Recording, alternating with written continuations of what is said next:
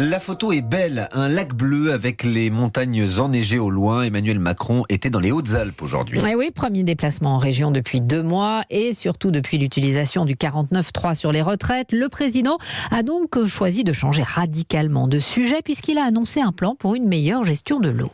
On a une ressource en eau renouvelable qui a fortement baissé, des sécheresses qui sont de plus en plus fréquentes. Et quand on regarde tous les scénarios, ceux qui sont donnés par le GIEC et tous les experts qui le déclinent ensuite, aucun ne nous dit que la situation va s'améliorer. Alors, l'année dernière, là aussi le ministre l'a dit, on a eu une sécheresse exceptionnelle par rapport à ce qu'on connaissait, mais elle ne sera pas exceptionnelle par rapport à ce qu'on va connaître.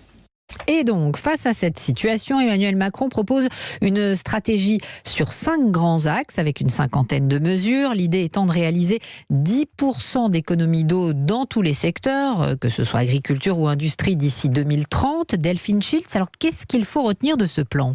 Première piste, réutiliser les eaux usées pour arroser les espaces verts, pour nettoyer les rues ou encore les voitures. Objectif du gouvernement, 10% de réutilisation d'ici 2030 contre seulement 1% aujourd'hui. Deuxième axe, réduire les fuites sur le réseau. Aujourd'hui, il existe 170 endroits, des points noirs où quasiment 1 litre sur 2 s'échappe des tuyaux. 180 millions d'euros vont être débloqués chaque année pour rénover les canalisations. Et en ce qui concerne notre facture d'eau, Delphine ? Eh bien, le président veut mettre en place une tarification progressive.